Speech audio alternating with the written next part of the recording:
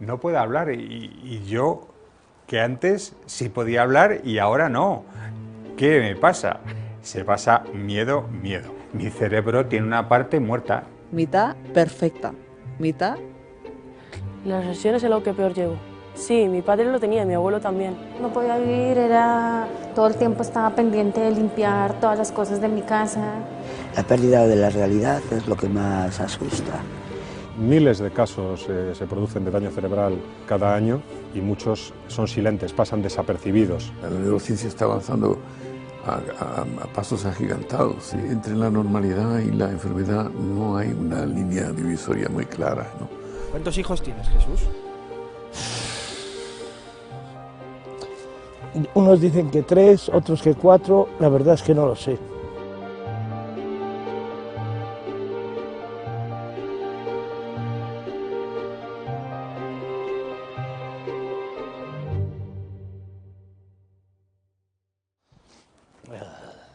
Me llamo Jesús Rodríguez, nací en España en 1962 y tengo dificultades de memoria, de una vida día a día. Cuidado, Heidi, que es no te recuerdo nada, ni de lo que acabo de hacer ni de lo que tengo que hacer. Incluso para reconocer a mi entorno y mi familia. Dicen que me han operado 2 veces, me parece que fueron tumores cerebrales. Jesús tuvo un tumor cerebral, se lo diagnosticó una tumoración cerebral. La vida anterior de Jesús la sabemos por fragmentos. Él sí recuerda algunas cosas, hay momentos en los que recuerda más que otros, pero hay una gran ventana de amnesia retrógrada a la que no vamos a poder acceder nunca. ¿Qué edad tienes, Jesús? 40 en mayo. Nací año 62, 1962, ¿En qué año estamos? en 2002.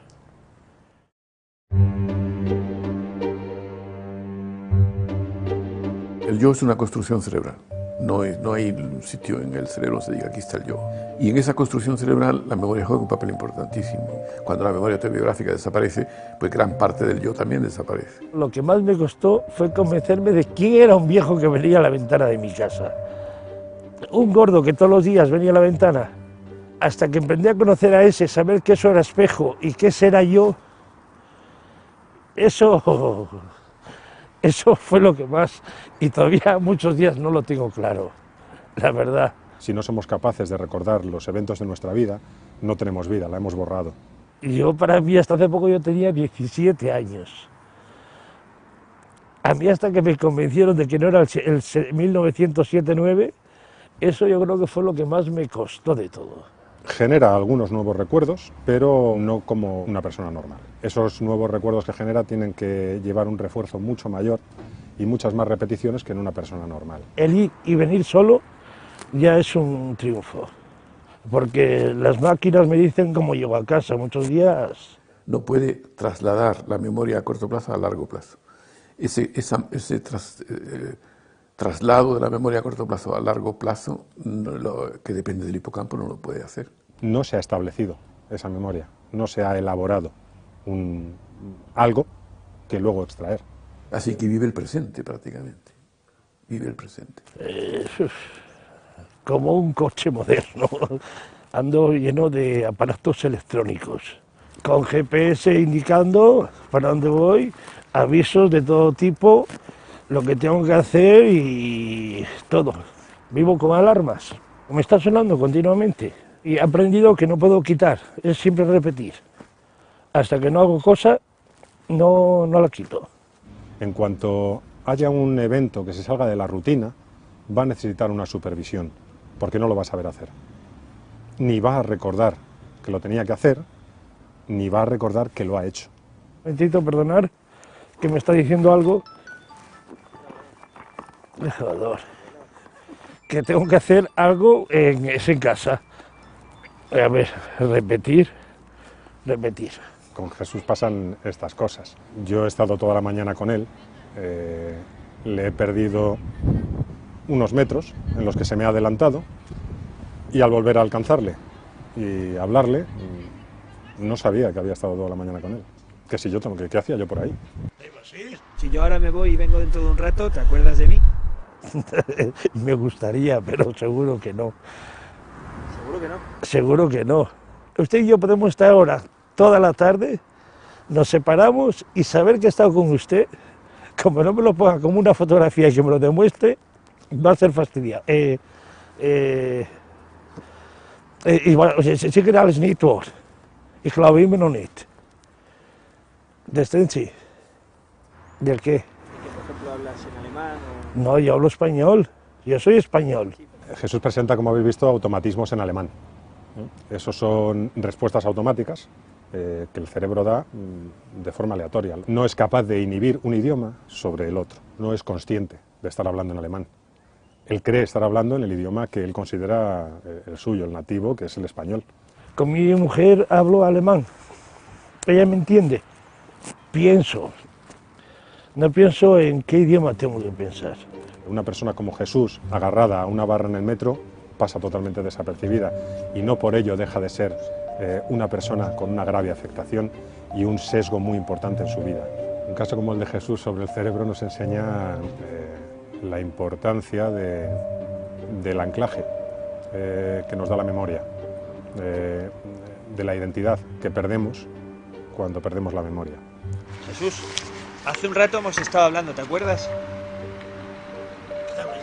No, aquí contigo, fuera. Hace 3 minutos estábamos teniendo una entrevista. Yo vengo del baño. Ya, pero estabas aquí con nosotros, has entrado y... ¿No te acuerdas ya?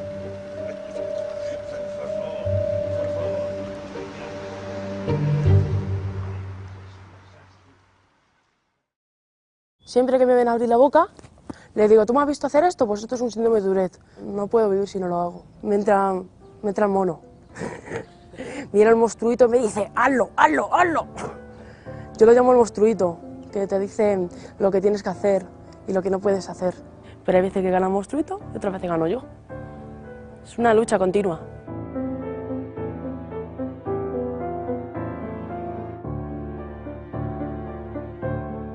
Yo hago tic todo el rato. El cuello, los hombros, el estómago, pero esto lo hago menos. Trastorno obsesivo compulsivo, que tengo mucho, de tocar y todo esto, y de obsesiones. En la calle voy pisando las líneas, mira, me atenta. Y es una cosa muy curiosa que si piso esta línea con este pie, lo tengo que pisar con la otra. Porque si no, este pie con el que he pisado me pesa y el otro no. Entonces tengo que ir mirando los pasos de cebra, las líneas, todo eso.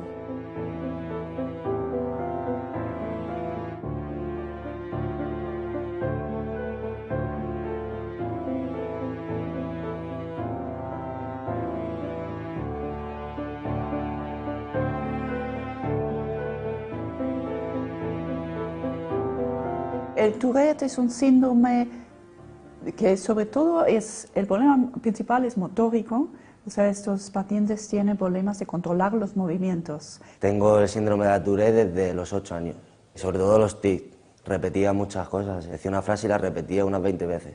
Tuve un tiempo que sí tenía tics, los pies iban dando, a lo mejor iban dando y hacía cosas raras con los pies. Que es una enfermedad psíquica, ¿sabes?, de la cabeza. Tenía muchos tics, el de los ojos, como el que estoy teniendo ahora un poco. El de los hombros así, ¿sabes?, como tipo gallina. Se agachaba y tal. El problema principal es con una región del cerebro que se llaman los ganglios basales. Hay evidencia que la corteza frontal, que normalmente controla los movimientos, no tiene el mismo control en pacientes obsesivo-compulsivos. Los niveles de dopamina son demasiado altos. Saben perfectamente que los tics, que no tiene sentido, que no quieren hacerlo, lo que pasa es que no lo pueden controlar. Manías puedes tocar en las paredes. Cuanto más áspera es, más me sacia. A veces me hago daño. Me hice una herida el otro día aquí y también hago mucho esto. Cuando voy a jugar a la consola es imposible porque tengo que estar haciendo esto constantemente, dando el pause para hacerlo. Hay gente que en el metro hago lo de la boca y se quedan mirándome. No les puedo decir nada, pero me jorobo un poco que me miren. ¿Me puedo jugar un piti? Pues hay un libro que se llama Antropólogo en Marte y hay un caso de síndrome de Tourette. Es un cirujano, tiene tics, a mogollón, pero cuando va a operar se le quitan. Y es verdad que autocríticos podemos dejar de hacer por un momento tics, pero después los tenemos que hacer a mogollón. Puedo contenerlos durante un poco de tiempo, pero cuando pasa ese tiempo ya no puedo. Tengo que hacerlo todo, pero muy deprisa. Tengo que hacerlos, ¿cómo te diría yo? Todo lo que no he hecho, hacerlo en ese momento. No solo son problemas motoras, sino que también tienen otros problemas de control inhibidor. A nivel social, sueltan, por ejemplo, palabras inadecuadas en la iglesia, o no pueden controlar tanto el movimiento, pero también el comportamiento social. Tuve muchísimos problemas en el colegio, pero más que con los chicos o las chicas, ha sido más con los profesores. Tampoco me entendían y bueno, yo también a veces alzaba mucho la voz y tal. Suelo saltar mucho últimamente, a la primera, sobre todo en casa. Es como que si tuviese como un hilo, ¿sabes? Que cuando estoy me agobias como que va a estallar. Es como que necesito dar un golpe para estallarlo, ¿sabes? Y quitarme todo el estrés. Es como, por ejemplo, yo estoy cabreada y de repente, sin ton ni son, doy una patada a la mesa, sin darme cuenta. Es que la gente tampoco sabe lo que tenemos, no lo conoce. La gente en el colegio, por ejemplo, nos mira como si fuéramos maleducados. Que no se quede en la superficie de la persona, que mire más adentro, que si una persona hace eso será por algo, no porque lo quiera, ¿no?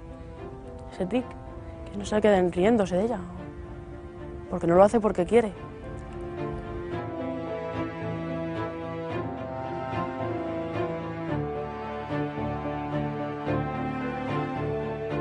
Lo que tienen en común que casi todos los trastornos mentales, casi siempre hay problemas de la corteza prefrontal.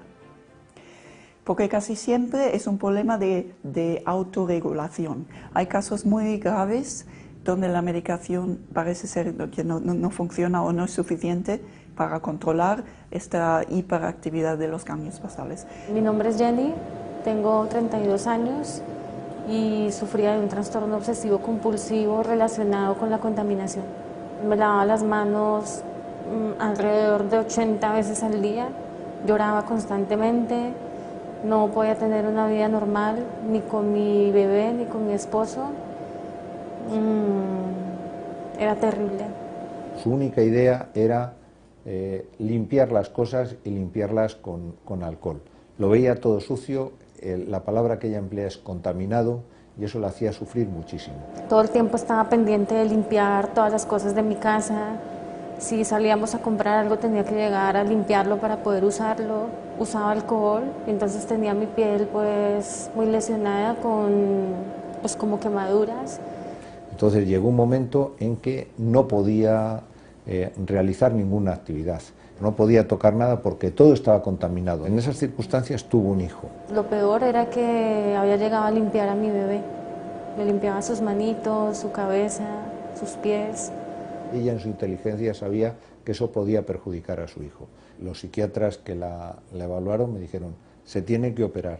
Es decir, esta mujer puede tener un riesgo de suicidio en cualquier momento. Y en esas circunstancias la operamos.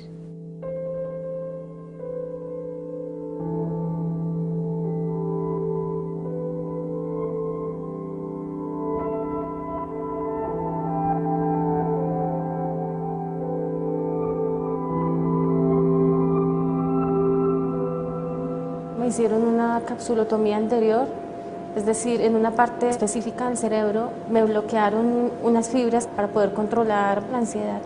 Introducimos con gran precisión, haciendo un pequeño orificio de trépano en el cerebro, una sonda.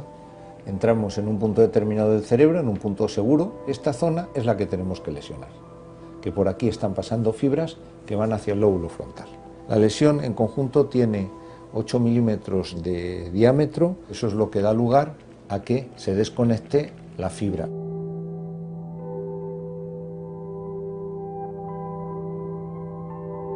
Verdaderamente de forma íntima no conocemos por qué estos pacientes tienen obsesiones. En alguno de los elementos que comportan ese circuito algo no funciona bien. Hay una conexión, digamos, que es recurrente. Si nosotros bloqueamos una parte de este circuito, vemos que empieza a funcionar mejor, que el sujeto no tiene obsesiones. Desde el día de la cirugía no he vuelto a llorar, el alcohol no lo he vuelto a usar. Me siento más tranquila, puedo jugar con mi bebé, me siento mucho mejor, siento que me quité un peso de encima. Va a tardar un año, año y pico, pero las obsesiones como tal se le han ido. Es otra persona. no lo podía controlar. No lo podía, y esa es la gran diferencia ahora que ya estoy operada. Ahora me puedo detener a pensar, pues no me va a pasar nada. Queda muchísimo por hacer. Ahora, si tenemos en cuenta eso, si tenemos una idea clara sobre cuál es el origen de estos trastornos, nos dejamos de ideas esotéricas acerca de que el sistema nervioso es algo distinto que el resto de nuestro organismo, yo creo que hemos ganado muchísimo. La gente te ve hacer cosas, te ve hablar cosas y se extrañan, creerme que alguien me hablaba. No que mi cerebro funcionaba así, sino que alguien me hablaba. No sabía quién, no sabía si era Dios, si era gente, no sabía nada. Es una enfermedad muy fea.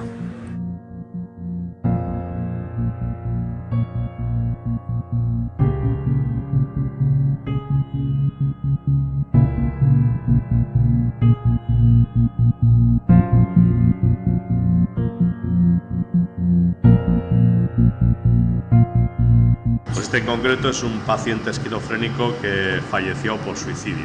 Las enfermedades mentales son muy complicadas precisamente porque el cerebro es probablemente el órgano más complejo de todo el organismo. Al fin y al cabo es el que controla el resto. Nosotros llevamos desde hace ya más de 20 años recogiendo muestras de cerebro, principalmente de pacientes con enfermedades psiquiátricas. Tendremos muestras de alrededor de 500 individuos diferentes. Lo que nos interesa es ver esas alteraciones que puede existir en el cerebro de pacientes con patologías psiquiátricas con el fin de tratar de diseñar fármacos que en un futuro puedan mejorar la calidad de vida de estos pacientes.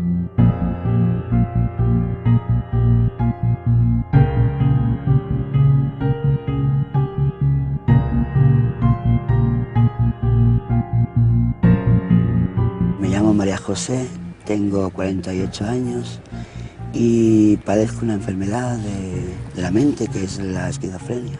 Estaba pasando una época de estrés, me esforcé mucho, pero bastante, y entonces pues derivó en una enfermedad.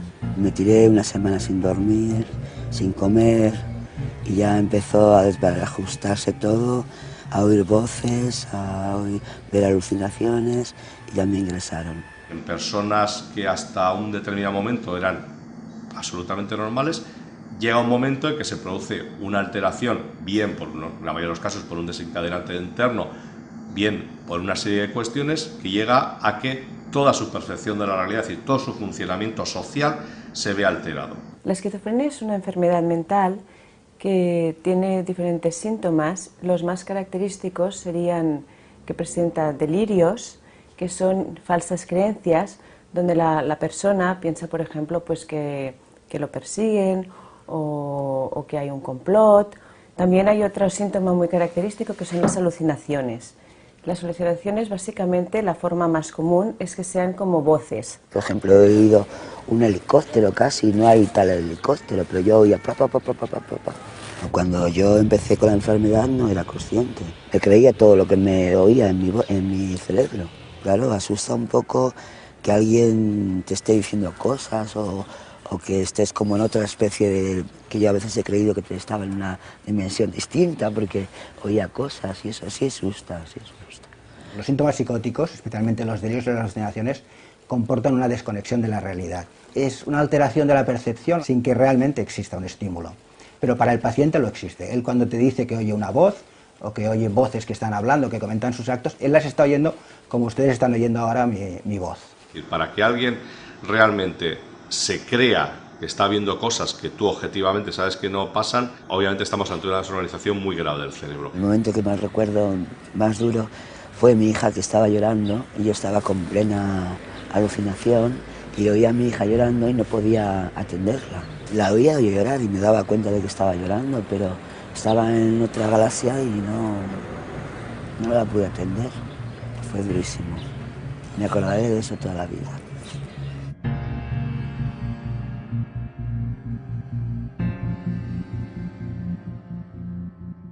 Esta alteración se da en una zona que se llama la red neuronal por defecto. Es una red que está conectada con diferentes zonas del cerebro, que es la responsable del sentido de uno mismo. Esta red está activa pues eso, cuando estamos pensando pues qué hicimos ayer o qué vamos a hacer de aquí a un rato. Cuando tú tienes que hacer una tarea de memoria o concentrarte o leer un libro o escribir, tienes que frenar esa zona, esta red neuronal por defecto, porque puedas como centrarte en el mundo externo. Lo que vimos es que en los pacientes con esquizofrenia empezaban a hacer tareas de memoria, esta red no la conseguían apagar y no pueden hacer este paso de pasar al mundo externo y cerrarla, a pasar al mundo interno y abrirla, que se puede hacer en general. Sí, sí que hay miedo. Y esta enfermedad es que no se entiende bien. Todavía no se sabe cómo se producen estas cosas. No sabemos bien por qué se produce esto. Actualmente no tenemos todavía suficientes evidencias como para relacionar los síntomas con alteraciones concretas estructurales concretas del cerebro. Lo único que hacemos, digamos, desde un punto de vista farmacológico hoy en día es parchear o tratar de corregir esas alteraciones que existen. Con lo cual sí que somos capaces de llevarle a una situación más o menos normal, pero hoy por hoy no somos capaces de curar la enfermedad. Como más sepamos en qué áreas son las que están alteradas, más podremos buscar fármacos que puedan ir dirigidos a poder revertir y mejorar esas áreas que en estos momentos vemos que están alteradas. Con una medicación acertada se hace una vida normal, puede hacer una vida normal. Yo creo que debemos de ser una parte de la sociedad, como igual que es un enfermo de corazón, somos un enfermo de la mente, ¿no? Loco, si pierdes la realidad se puede decir que es una persona loca, pero esa persona se puede rehabilitar, se puede ser una persona normal, no tiene por qué estar siempre loca.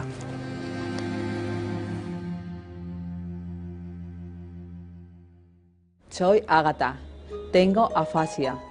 Mi cabeza está roto.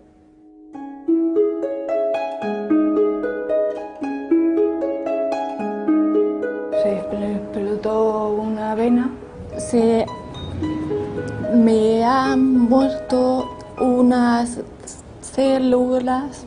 Eso es que está ahí una parte muerta. Una turbulencia de esas me subió a la cabeza. Esa neurona que va a la boca no está normal. Infarto, cerebral, parto, el parto, estallar, venas, impotencia, rabia, putada, no sé.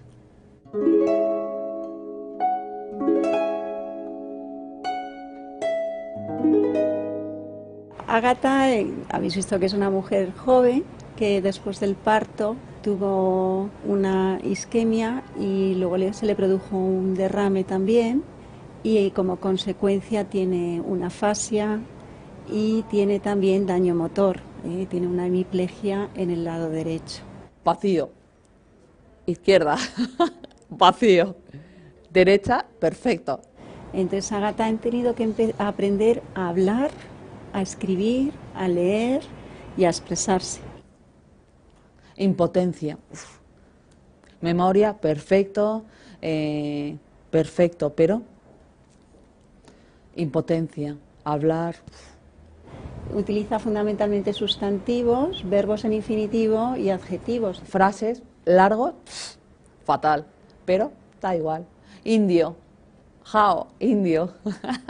Antes, hablar mucho, muchísimo, pero se acabó. Bueno, poco a poco. La afasia es un trastorno de comunicación. Tienen problemas para poder expresarse, también para poder comprender el lenguaje. Esto hace que estén totalmente frustrados y les incapacita y realmente es una falta de libertad total. Nada, no podía hablar nada.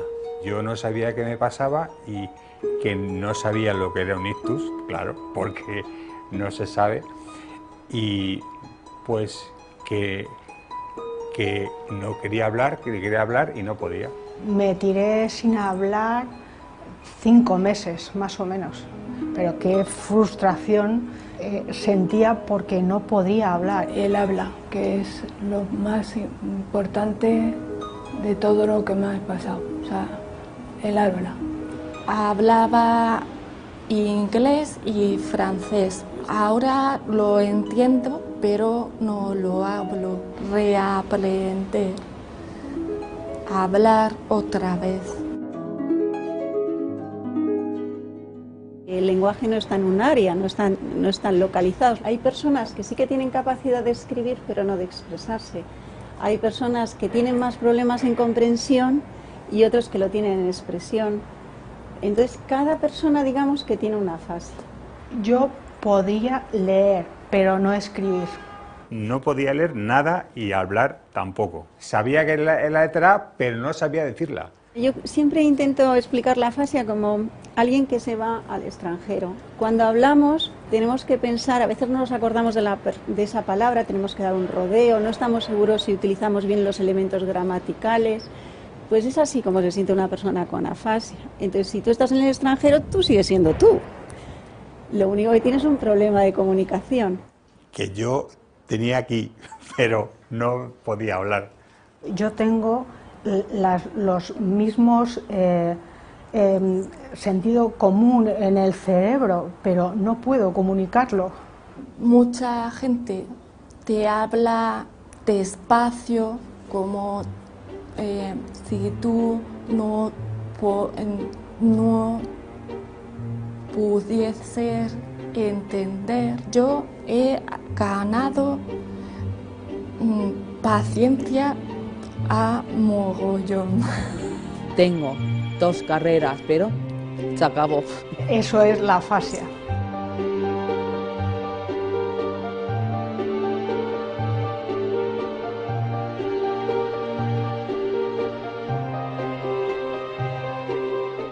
El cerebro es plástico. Si el niño es pequeño y pierde el hemisferio izquierdo, el hemisferio derecho inmediatamente asume las funciones lingüísticas. Dígame qué ordenador o qué motor hace eso. Los cerebros, cuando uno los ve, son normales, la anatomía no cambia. Lo que es anómalo es la conexión íntima entre las neuronas, y eso es un auténtico mundo. Somos capaces, digamos, de esas alteraciones que van apareciendo en el organismo, controlarlas mejor, pero en el fondo, como decíamos antes, lo que estamos haciendo es parcheando. Los científicos, que yo siempre les doy gracias, nos están ayudando mucho a ser personas normales. Cada vez se están conociendo más. Yo creo que esto va a tener una repercusión muy importante de cara a poder ayudar a los enfermos. Una vez me preguntaron en Barcelona que cuánto sabíamos más o menos, qué tanto por ciento sabíamos del cerebro. Yo dije que no llegábamos ni al 10%. El cerebro es un gran desconocido todavía. Nos esperan todavía grandes descubrimientos sobre el cerebro, sin duda ninguna. Borrar, nueva, vida. Llorar, no. Vida, contenta, feliz.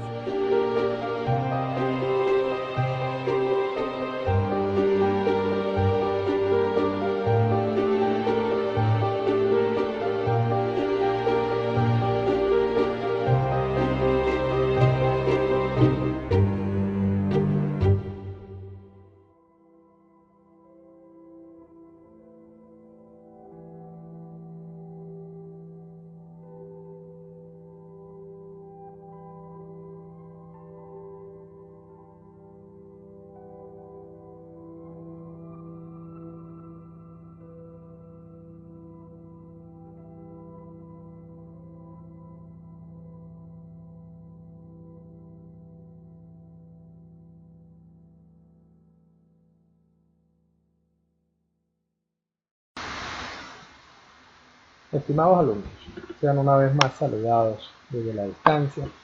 En esta ocasión he querido compartir con ustedes el documental anterior que trata sobre las enfermedades mentales como introducción al tema que vamos a ver, que tiene que ver con la interdicción y la inhabilitación, lo que conocemos como los mayores incapaces. Con este tema concluiríamos el ciclo de capacidad por esta vía, quedando pendiente el foro del que hemos hablado para las preguntas y las respuestas que tenemos que hacer. Les reitero que este material no pretende sustituir el texto guía, sino más bien contiene algunas explicaciones que puedan servir para complementar el texto guía y complementar las normas legales que tratan sobre interdicción y sobre inhabilitación. Quiero compartir con ustedes el siguiente material para poder entrar en materia y que tiene que ver precisamente con lo que son los mayores incapaces y empezamos de esta forma. Los temas tanto de inhabilitación e interdicción los hemos unido con temas separados conforme al programa y conforme a los textos guías, sin embargo los hemos unido en esta explicación para pues abordarlos en forma conjunta y comparativa a la vez entre ellos. ¿Okay?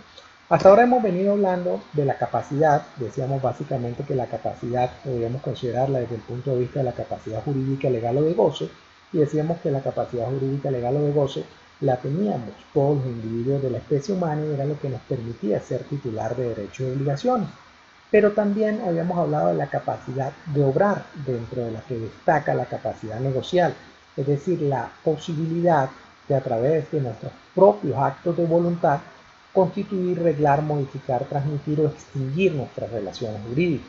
Dicho de otra forma, de que podamos realizar actos jurídicos válidos sobre nuestro propio patrimonio o sobre nuestra propia persona. Y habíamos dicho que hay un factor que está relacionado con la capacidad y es la madurez del individuo, y esa la medimos a través de la edad.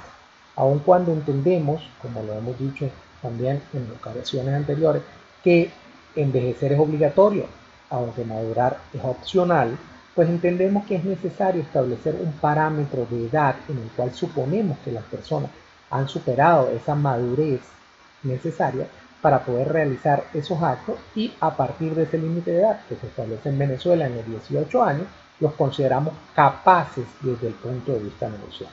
De esta manera sencillamente dividimos a las personas en dos grandes grupos: los menores de edad, y por tanto por su inmadurez los consideramos incapaces desde el punto de vista laboral, para protegerlos a ellos y para evitar que se perjudiquen a través de actos de su propia voluntad que no alcanzan a entender.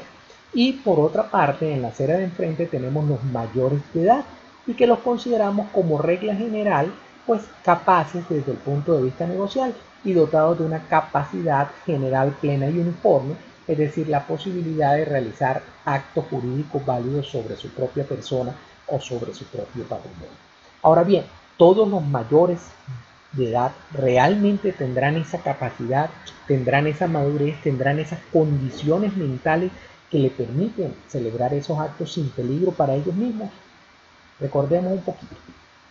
¿Recuerdan? Jesús Rodríguez, daño cerebral, desanclado, no sabe realmente lo que está sucediendo a su alrededor, aunque parece una persona normal, nos decía su médico tratante que podría pasar desapercibido, efectivamente es así, pero está discapacitado desde el punto de vista mental.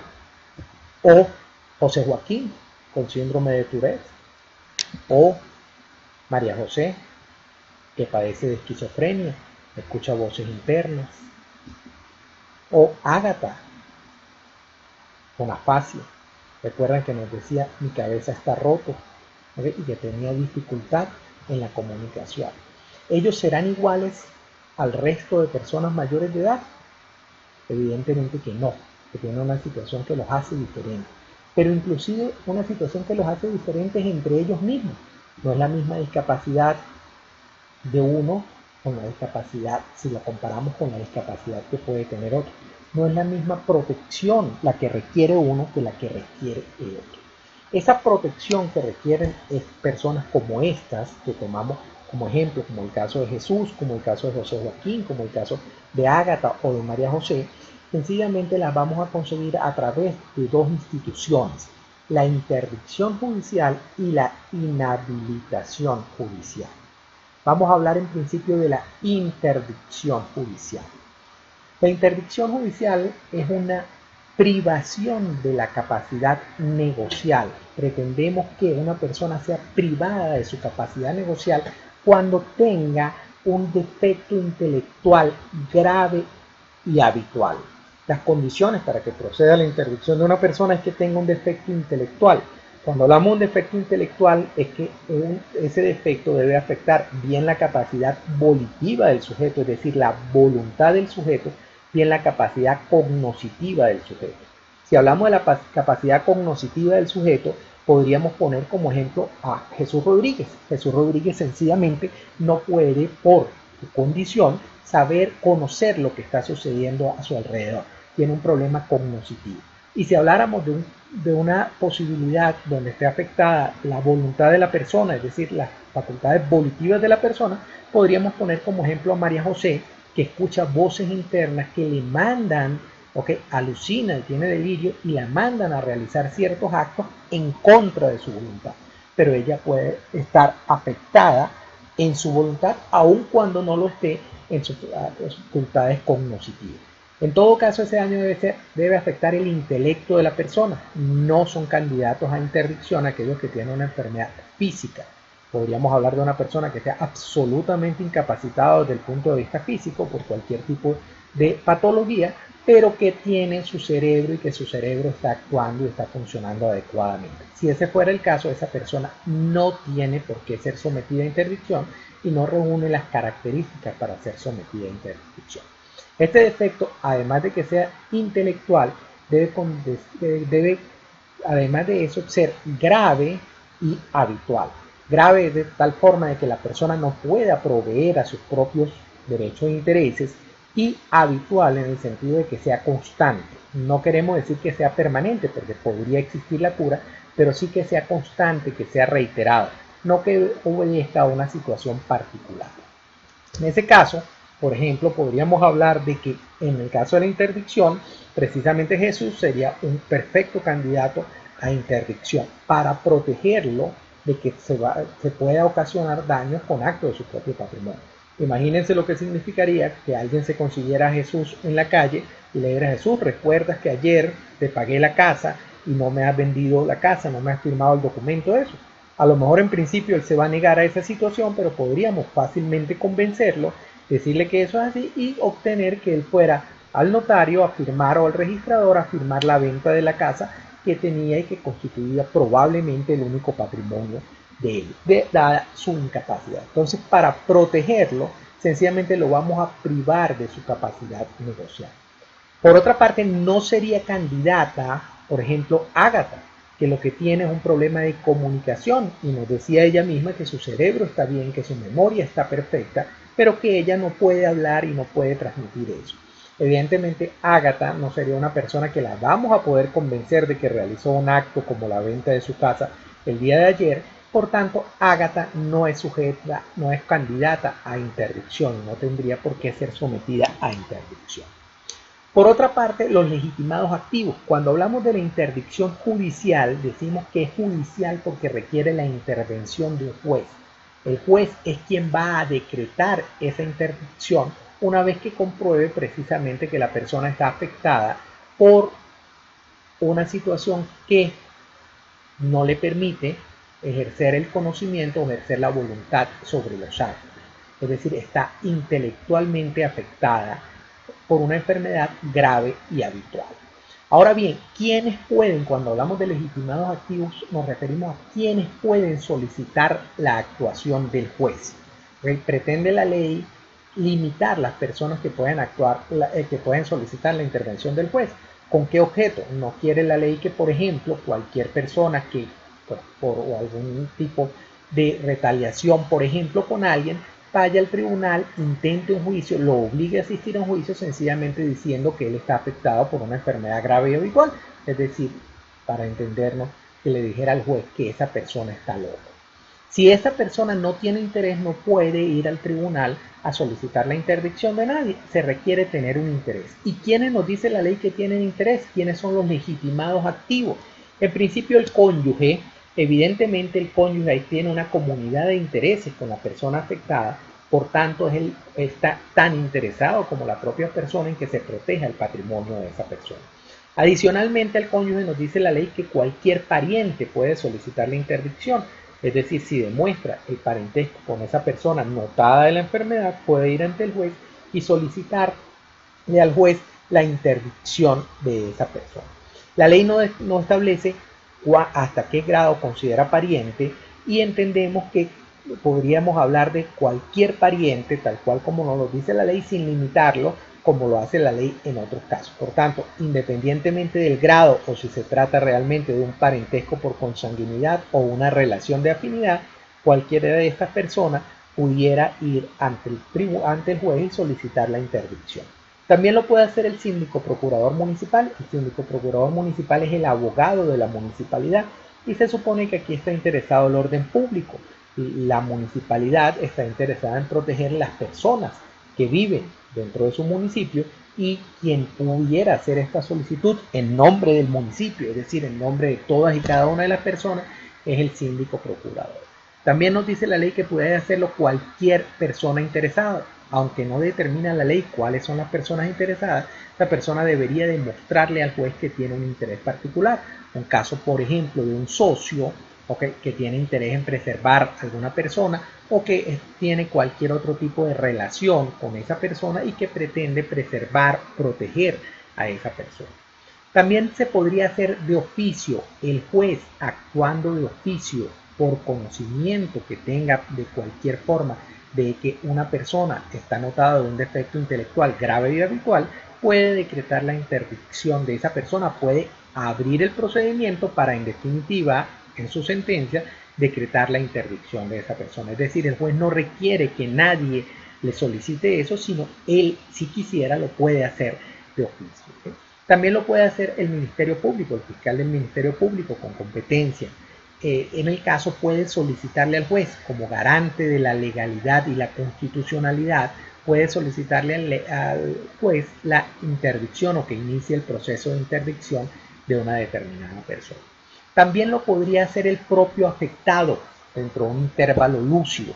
Podríamos hablar, y lo veíamos con algunas personas de estas, que nos presentaban en el documental, que pudieran tener intervalos lúcidos, es decir, ciertos lapsos de tiempo en los cuales ellos están pensando claramente y están viendo claramente cuáles son las situaciones.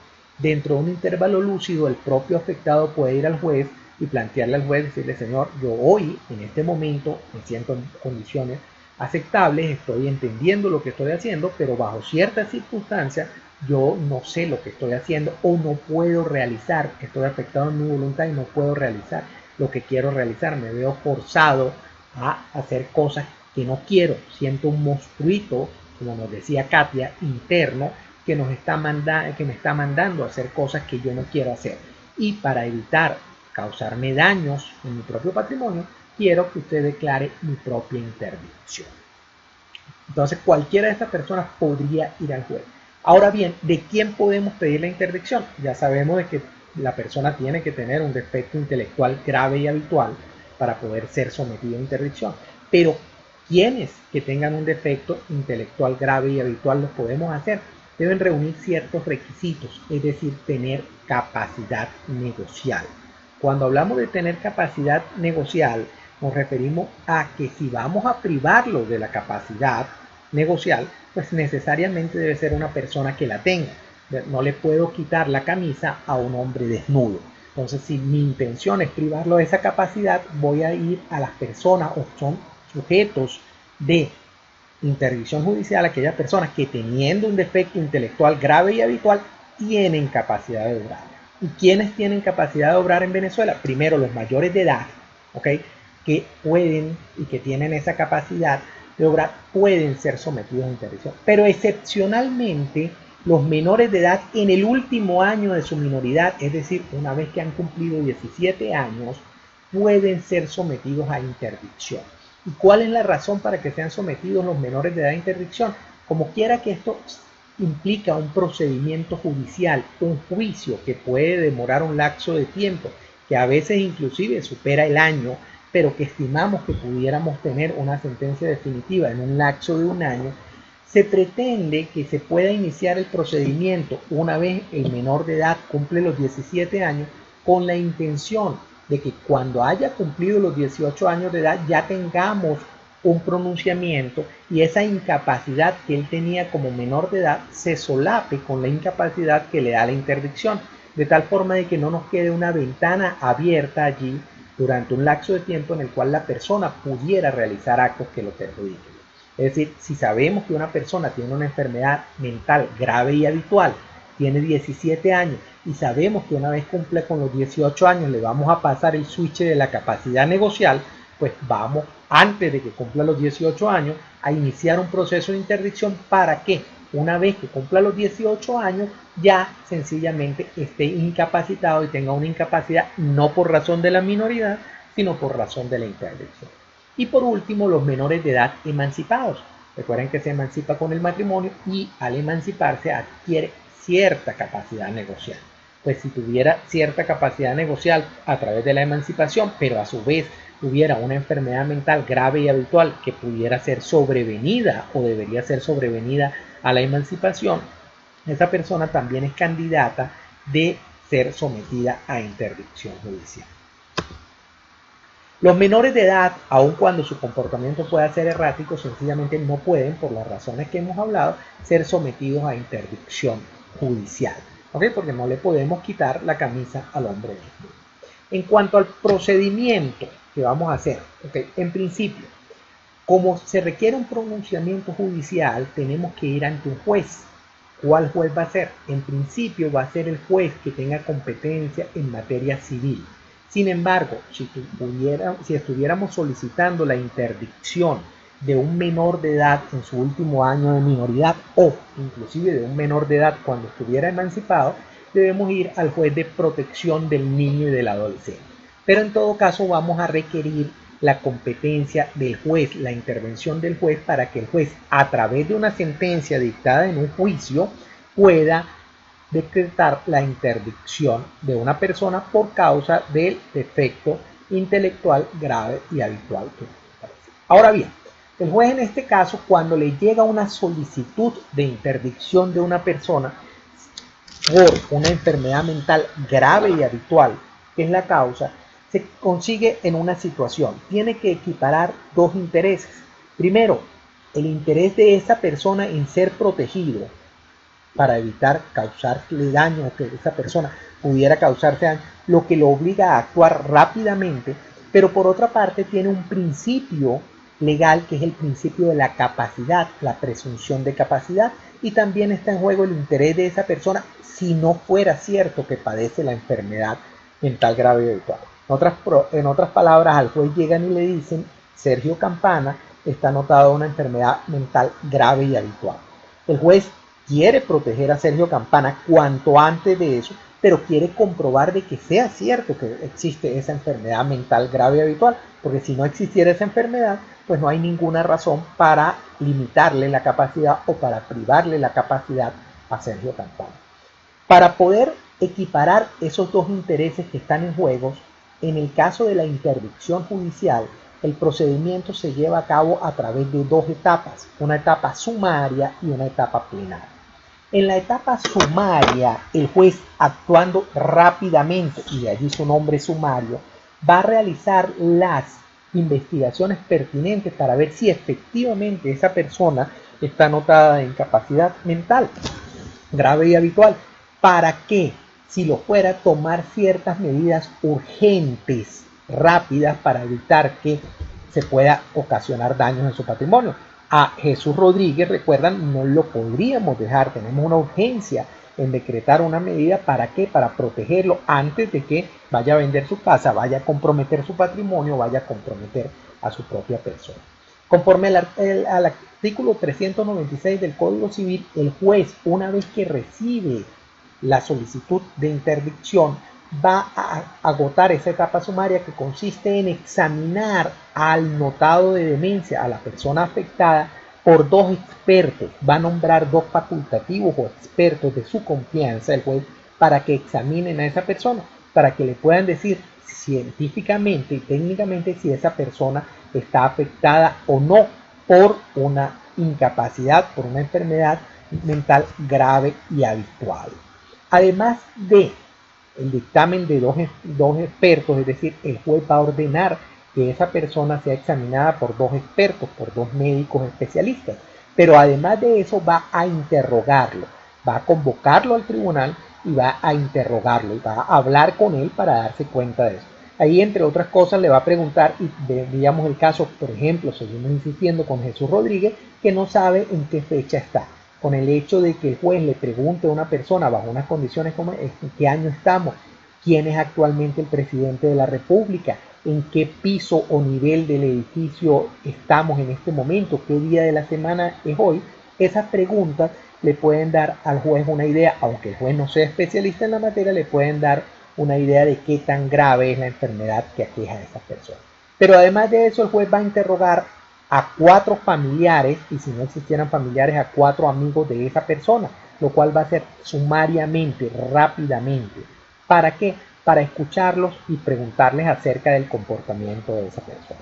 Si el juez en ese momento, agotadas esas primeras investigaciones, es decir, recibe el dictamen de los 2 facultativos, ha interrogado a la persona y además ha interrogado a 4 familiares o amigos cercanos y se da cuenta que ahí hay una enfermedad o presume que hay una enfermedad mental grave y habitual, declara la interdicción provisional, hasta ahora es provisional, de esa persona, le nombra un tutor interino para que haga los negocios por esa cuenta y lo somete a una incapacidad general plena y uniforme hasta que salga la sentencia definitiva del juicio.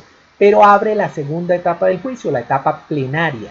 En la etapa plenaria es donde se va a probar y se va a abrir todo el debate probatorio con la posibilidad de contradecir esas pruebas, de que la persona pueda repreguntar a los testigos, pueda inclusive hacerse nuevos exámenes para determinar si está o no está realmente afectada por esa enfermedad mental grave habitual. Es decir, es cuando le vamos a dar la posibilidad a la persona de defenderse realmente en el juicio. Mientras tanto, lamentablemente lo sometemos a una interdicción provisional y lo sometemos a una incapacidad general plena y uniforme para protegerlo a él.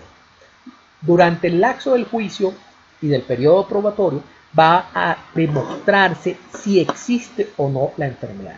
Si existe la enfermedad y además de eso es grave y habitual y afecta el intelecto de la persona, el juez va a decretar en la sentencia definitiva la interdicción de esa persona. Si por el contrario el juez determina que existe una enfermedad, pero esa enfermedad no es grave y habitual, pues pudiera decretar la inhabilitación de esa persona, que como vamos a ver más adelante, es no una privación de la capacidad, sino una limitación de la capacidad negocial de esa persona, por cuanto la enfermedad no es tan grave. Y si el juez logra determinara de que esa persona sencillamente no tiene una enfermedad o la enfermedad no es mental y no es grave y habitual, sencillamente va a declarar sin lugar la interdicción y esa persona recuperaría su plena capacidad negocial de eso. Una vez que se decrete la interdicción de la persona, el juez va a nombrarle un tutor para que esa persona actúe en el mundo jurídico a través del tutor. Esta persona va a ser incapacitada y va a ser representada en todos los actos por un tutor. Así como los padres representan a sus hijos, los padres en ejercicio de la patria potestad representan a sus hijos, pues el tutor va a representar a esa persona del entredicho en todos los actos que sean necesarios. La ley llama como tutor en primer lugar a la esposa, al cónyuge o al esposo, a la esposa o al esposo del afectado de la enfermedad mental, y en segundo lugar a los padres si existieran, a los ascendientes si existieran. Si no, el juez va a tener que nombrar entre los familiares más cercanos una persona que se encargue de la tutela del entredicho y que pueda hacer. La interdicción va a durar mientras dure la incapacidad de la persona, es decir, mientras dure la enfermedad mental grave y habitual. Si esa persona se recupera, digamos a través de tratamiento, a través de una intervención quirúrgica y recupera su plena capacidad, pues va a extinguirse, el mismo juez va a decretar la extinción de la interdicción porque esa persona ha logrado recuperarse para eso. Si no lograra recuperarse, pues la interdicción va a tener que mantenerse hasta que esa persona pueda recuperar o hasta que esa persona pues sencillamente deje de existir. En cuanto a los efectos de la interdicción judicial, tenemos en primer lugar, hay una incapacidad o genera una incapacidad negocial general plena y uniforme, es decir, a la persona la privamos de su capacidad negocial, no va a poder actuar en el mundo jurídico.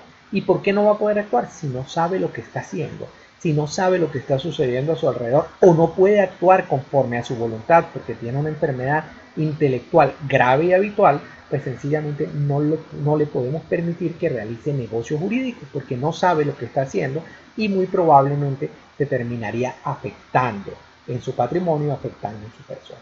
Además de eso, el entredicho judicial pierde el libre gobierno de su persona, es decir, ya no se va a gobernar por sí mismo, va a estar sometido a la potestad de otra persona. Así como los menores de edad están sometidos a la potestad de otra persona, bien los padres en ejercicio de la patria potestad, bien los tutores en ejercicio de la tutela, pues en este caso el entredicho judicial, aun cuando no es menor de edad, va a estar sometido a la potestad de otra persona, en este caso va a estar sometido al tutor. También tiene la interdicción efectos directos sobre el matrimonio y sobre la patria potestad, sobre el matrimonio en dos sentidos. El primero de los sentidos es que promovida la interdicción se suspende el matrimonio. La persona que le han promovido un juicio de interdicción, aún antes de decretarse la interdicción provisional, no puede contraer matrimonio, se suspende el matrimonio.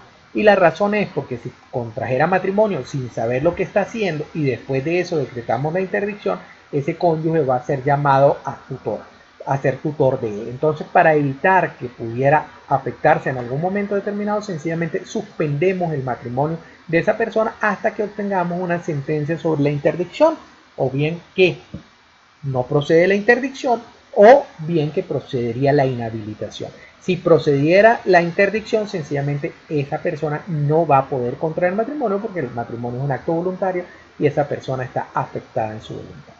También afecta en el segundo sentido en que afecta al matrimonio, es que es causal de divorcio. Si es sobrevenido al matrimonio, después de haber contraído matrimonio la persona, padece o empieza a sufrir esta enfermedad mental grave y habitual, eso es causal de divorcio y puede ser demandado por el cónyuge para sencillamente divorciar. En cuanto a la patria potestad, además de eso, la interdicción es causal de privación de la patria potestad. Puede el padre que está sometido a interdicción, es decir, considerado entredicho judicial, perder la patria potestad a través de una privación de la patria potestad conforme a lo que establece la ley. Ahora bien, ¿qué sucede si en un momento determinado el entredicho realizara actos sin contar con la representación del tutor, es decir, sin cumplir con las formalidades? Las formalidades es que el entredicho puede realizar los actos, pero a través del tutor. Es decir, recuerden ustedes que la capacidad jurídica, legal o de goce, es decir, la posibilidad de ser titular de derechos, él no la ha perdido.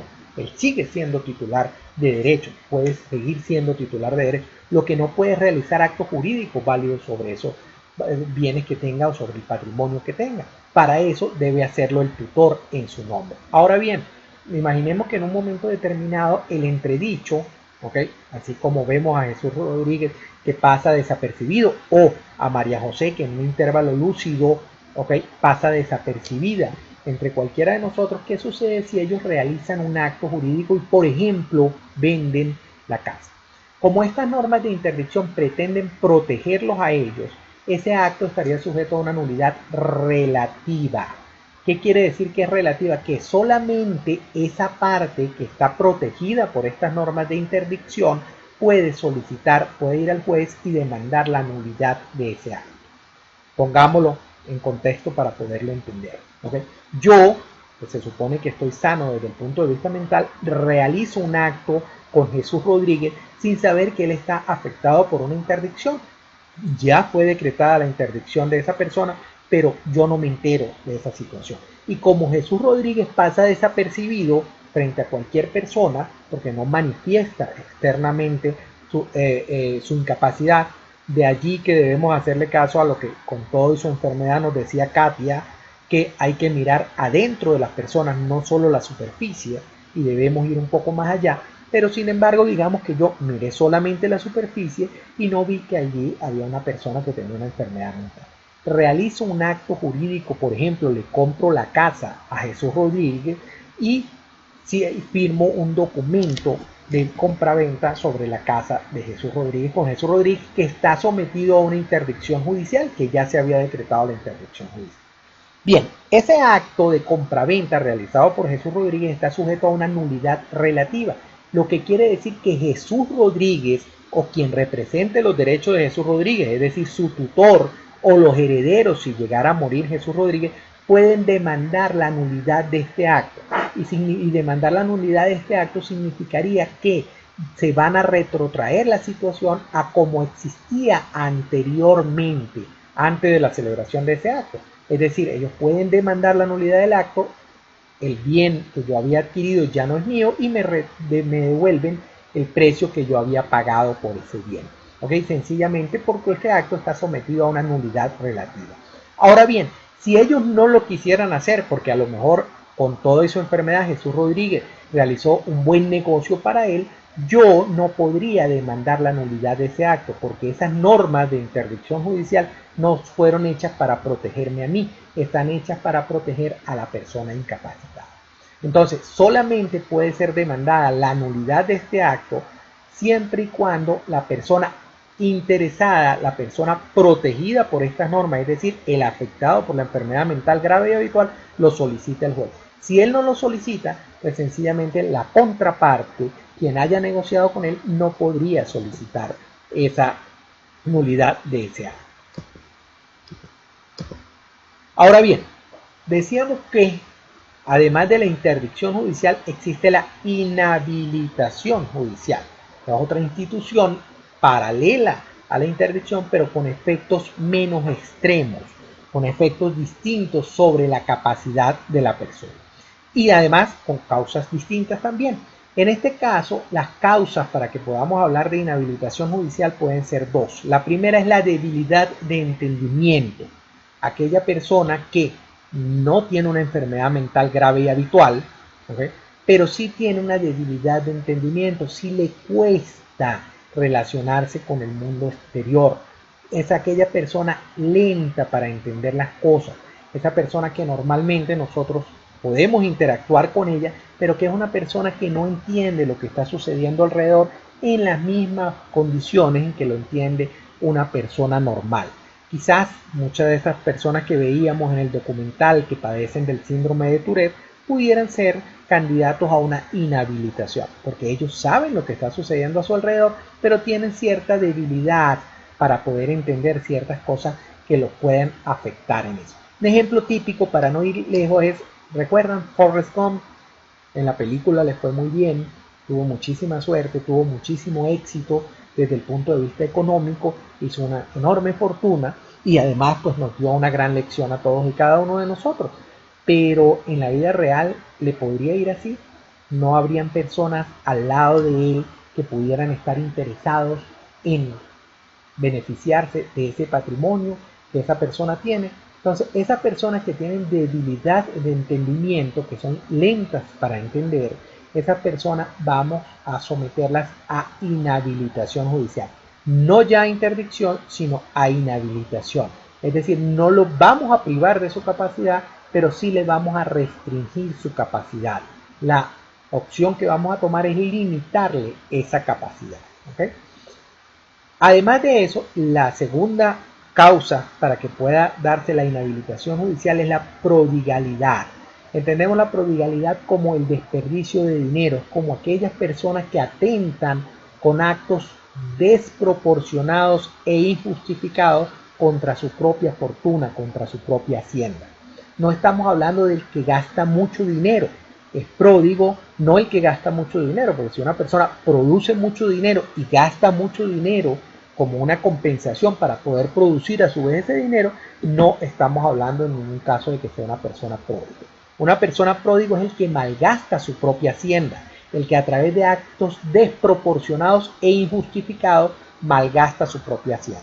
Tampoco es pródigo aquel que tiene un patrimonio y que en un momento determinado, digamos por una enfermedad de un familiar o una enfermedad propia, gasta todo su patrimonio y compromete todo su patrimonio para poder recuperar la salud de uno de sus familiares o su propia salud.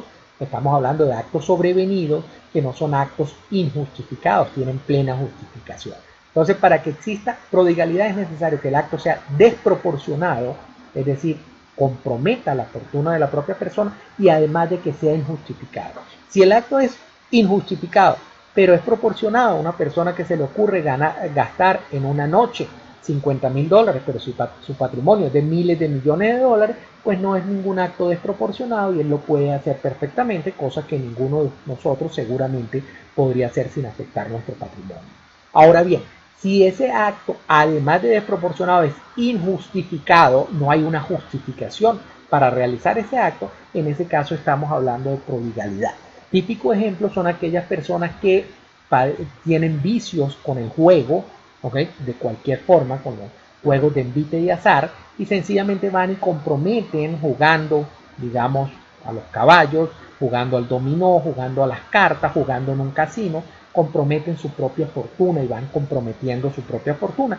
O personas que padecen vicios de drogas, por ejemplo, y que comprometen su fortuna para dedicárselas al vicio. Estas personas sometidas a prodigalidad, es decir, que malgastan y despilfarran con gastos injustificados su propio patrimonio, pues esas personas pueden ser sometidas también a inhabilitación judicial. En cuanto al procedimiento de la inhabilitación judicial, igual vamos a requerir la intervención de un juez, ya no para que declare la interdicción, sino para que declare la inhabilitación de la persona. Y en ese caso va a ser un juez civil el que va a estar en la capacidad de decretar eso. Como ya no hay la urgencia que teníamos en el caso de la interdicción, ya la enfermedad no es grave y habitual y podemos tomarnos un tiempito mientras analizamos si existe o no existe la causa y durante ese tiempo permitir que la persona siga actuando y siga realizando sus actos, porque aunque sea débil de entendimiento, aunque sea pródigo, no es tan urgente la actuación y la decisión judicial no es tan urgente como la requeríamos en la interdicción. Este juicio se da en una única etapa. ¿Okay? Sencillamente no vamos a tener sumario y plenario, sino vamos a tomarnos el tiempo en el plenario de evacuar las pruebas, de realizar toda la etapa probatoria, y si efectivamente el juez comprueba de que existe una razón, o bien una debilidad de entendimiento, o bien una prodigalidad, decreta la inhabilitación judicial. Si no existe, pues sencillamente declara sin lugar la inhabilitación judicial de la persona y no se sometió a un peligro mayor a esa persona mientras duró el juicio. En cuanto a la legitimación, con respecto a la legitimación activa, en principio las mismas personas que pueden solicitar la interdicción pueden solicitar la inhabilitación, con una sola diferencia. En este caso, como la enfermedad no es grave, como la causa no es grave y no afecta de la misma manera a la persona, el juez no va a poder actuar de oficio. Se pueden actuar las otras personas, puede actuar el cónyuge, puede actuar cualquier pariente del incapaz, el síndico procurador municipal, cualquiera que tenga interés en eso, el Ministerio Público, el propio afectado, pero no podría actuar el juez de oficio. En cuanto a la legitimación pasiva, es decir, quienes pueden ser sometidos a inhabilitación, aquellos que tengan debilidad de entendimiento y prodigalidad y que tengan capacidad de obrar, capacidad negocial, es decir, los mayores de edad y los menores de edad emancipados. Aquí no se da la excepción de que el menor de edad en su último año de minoridad pueda ser sometido a inhabilitación porque ya no es grave la situación. Podemos esperar que cumpla la persona los 18 años, una vez que cumple los 18 años, y empezar el juicio de inhabilitación y digamos que se demore 8 meses, un año la sentencia. Entendemos que esa persona, como la enfermedad mental que la afecta no es grave y habitual, no va a causarse un daño exagerado sobre el patrimonio. En cuanto a la duración, se aplica lo mismo mientras subsistan las condiciones. Mientras exista la debilidad de entendimiento o la prodigalidad, ¿okay? Esa persona va a estar sometida a inhabilitación. En el caso de que ya no exista la debilidad de entendimiento porque se superó a través de un tratamiento o a través de una intervención quirúrgica, si fuera el caso, o ya no exista la prodigalidad porque la persona se ha recapacitado, pues sencillamente en ese momento se extinguirá. El propio juez que decretó la inhabilitación va a decretar también la extinción de la inhabilitación y va a restituirle la capacidad negocial que tenía esa persona.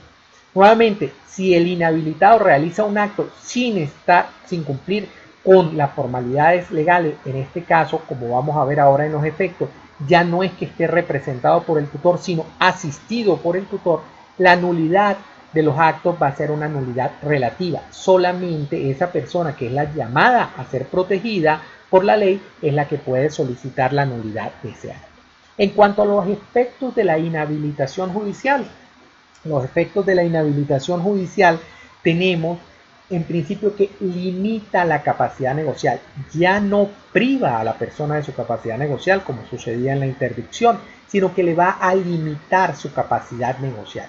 ¿Y cómo la limita? ¿Hasta dónde la limita? Bueno, como regla general, el inhabilitado va a poder realizar sobre su patrimonio actos de conservación y actos de simple administración.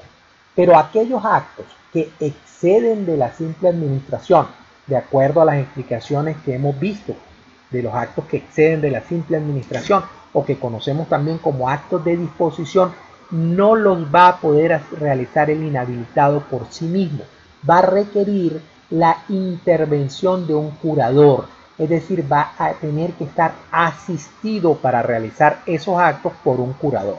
El juez lo que le va a nombrar al inhabilitado es un curador para que lo asista en aquellos actos que entendemos que puedan comprometer gravemente su patrimonio.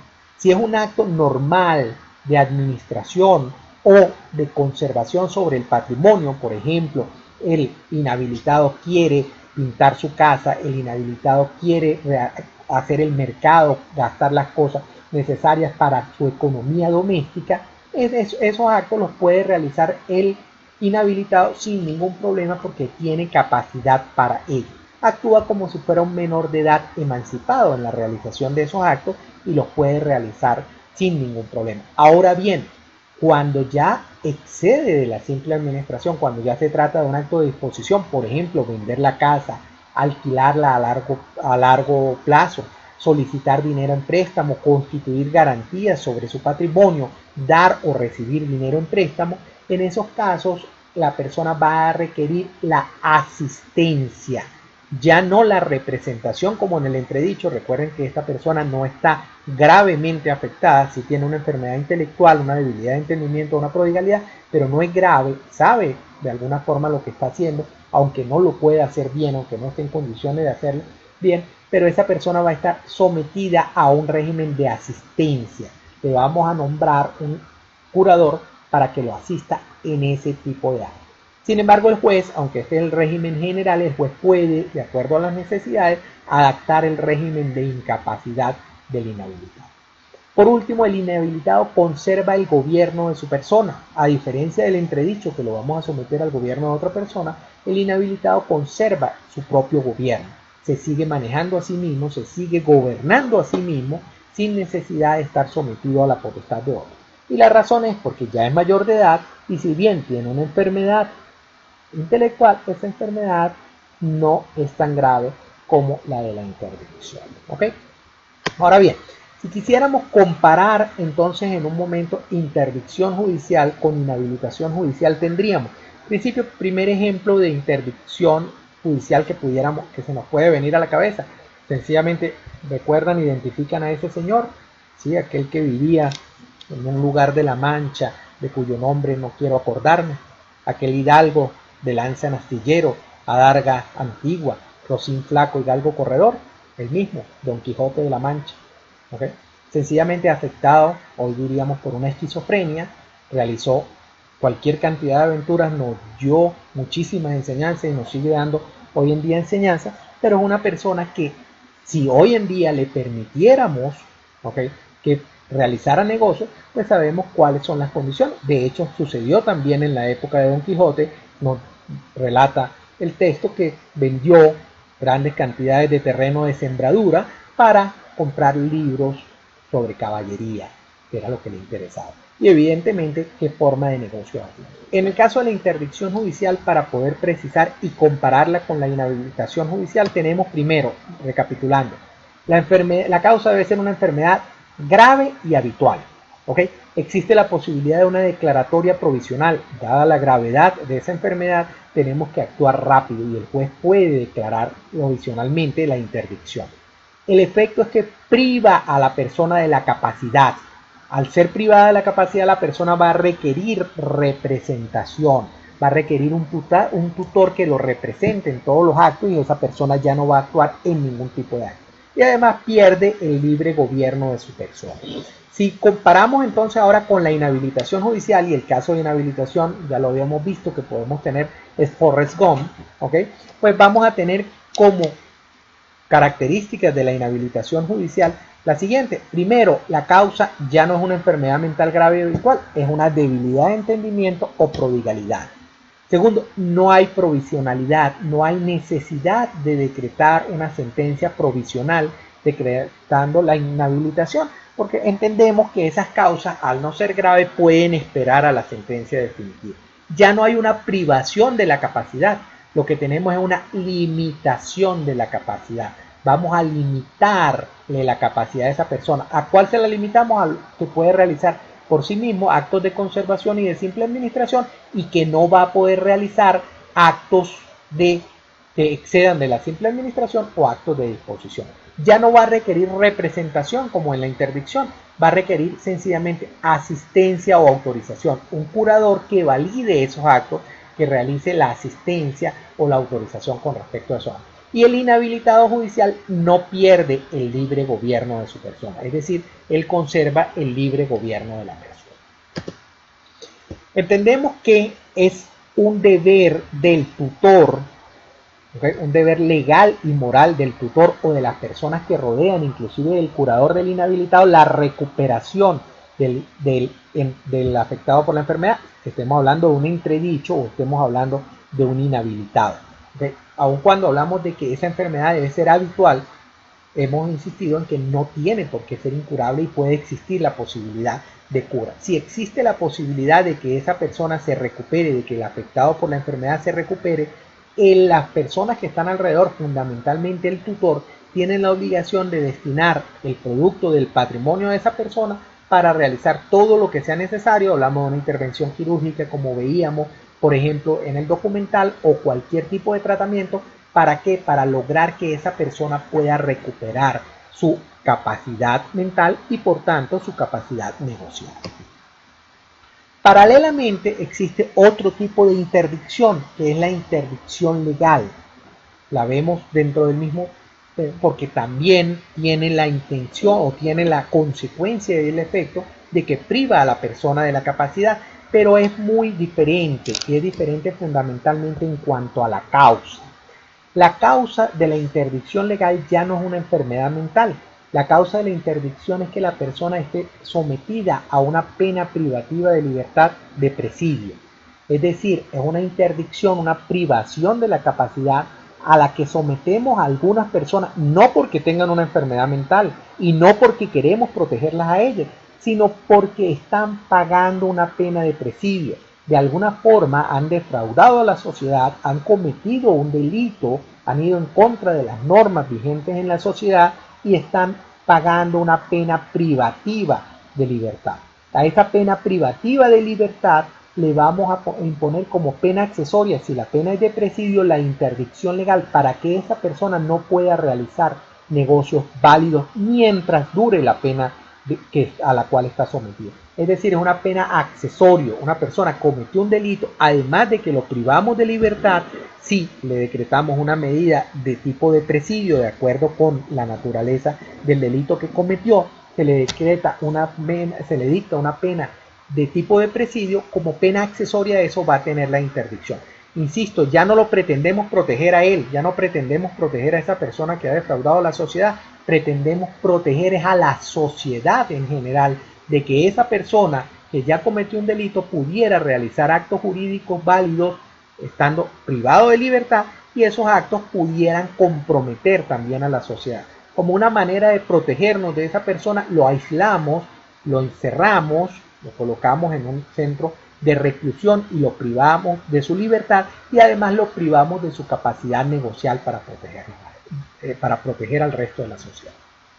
El procedimiento ya no se va a llevar ante un juez civil o ante un juez de protección del niño y adolescente, sino ante un juez penal, y el juez penal, cuando dicta la sentencia, como pena accesoria a eso, va a dictar la sentencia. En cuanto a la duración va a durar lo mismo que dure la pena restrictiva de libertad. Si es condenado a 10 años de presidio, durante esos 10 años va a estar sometido a interdicción legal, lo que quiere decir que va a estar privado de su capacidad, no va a poder realizar actos jurídicos válidos sobre su patrimonio ni sobre su persona, con ciertas excepciones, mientras esté privado de libertad como una pena accesoria y nuevamente para protegernos a nosotros.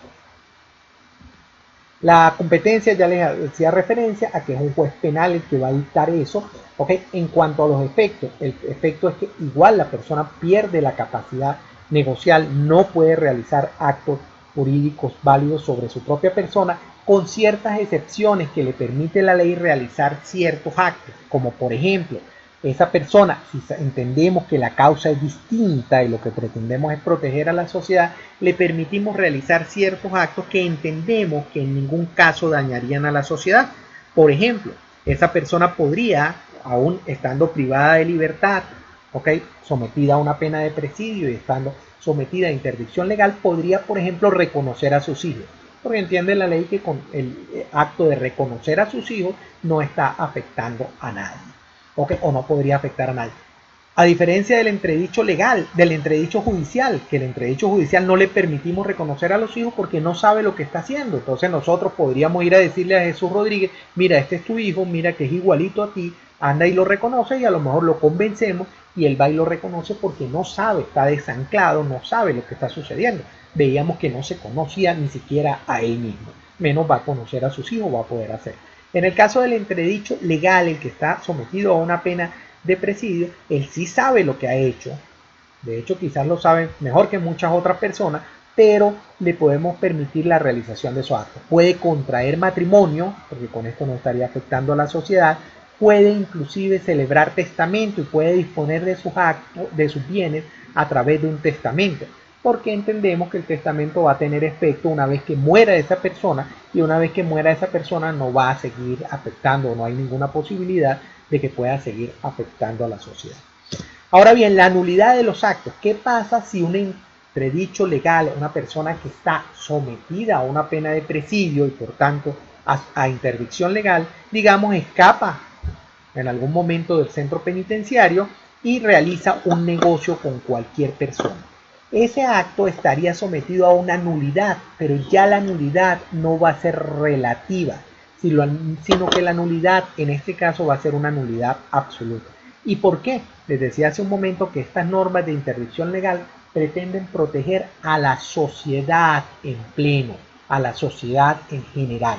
Por tanto, cualquier persona que realice un acto con esa persona, que obviamente forma parte de la sociedad, pues puede solicitar la nulidad de ese acto. Digamos que sin yo saberlo me conseguía una persona, okay, no veo ninguna razón para sospechar de ella y me ofrece que me va a vender un inmueble. Yo compro un inmueble, compro una casa a esa persona, se la pago y después me entero al día siguiente que se trata de un prófugo y se trata de un delincuente.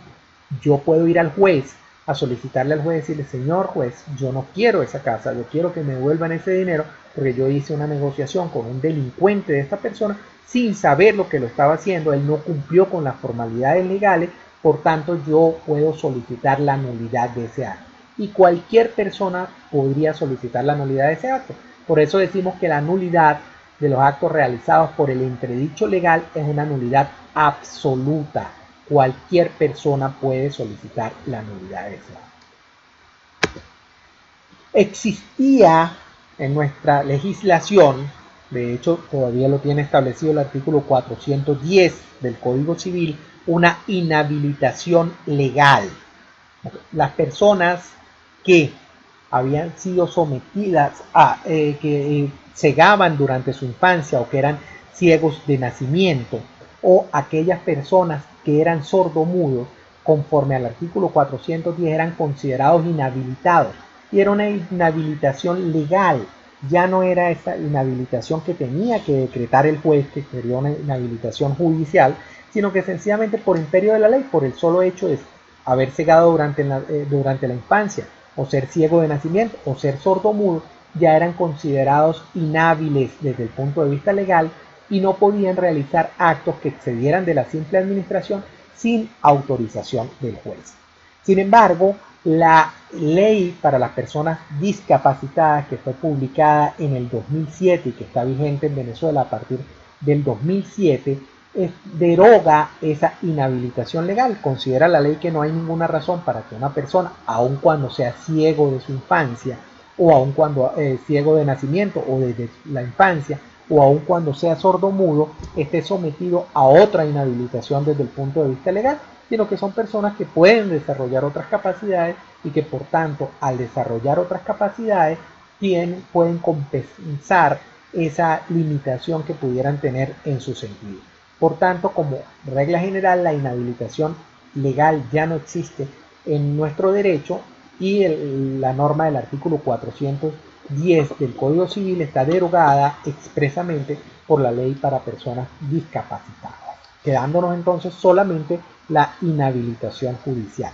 Si digamos una persona por alguna razón de esa, por ser sordomudo o por ser ciego, no estaría en condiciones de realizar negocios, pues podemos solicitar la inhabilitación ante el juez cumpliendo el procedimiento de que hablamos y el juez va a decretar por esa razón la inhabilitación de la persona. Digamos que esa limitación en sus sentidos le ocasionará a su vez una debilidad de entendimiento y una limitación en cuanto a las negociaciones que pudiera realizar. De esta forma entonces tendríamos y habríamos cubierto lo que tiene que ver con el tema de capacidad, ¿okay? Y estaríamos complementando todo lo que tiene que ver con la capacidad, ¿okay? Ya el bloque de capacidad lo hemos visto en todas las cosas, insisto, solamente quedaría pendiente en cuanto a la capacidad el foro de preguntas y respuestas que vamos a hacer en una próxima oportunidad. Espero verlos pronto en la universidad, espero que podamos retomar la normalidad de las actividades. Tuvimos un intento lamentablemente fallido la semana pasada para retomar las actividades en la Universidad Católica. Esperamos que esta próxima semana nuevamente podamos retomar las actividades ya sin mayor problema y podamos volver a la normalidad, al menos desde el punto de vista académico.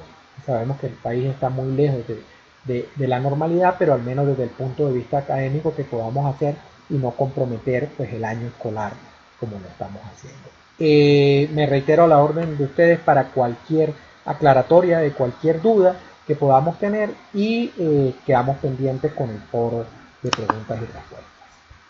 Hasta luego.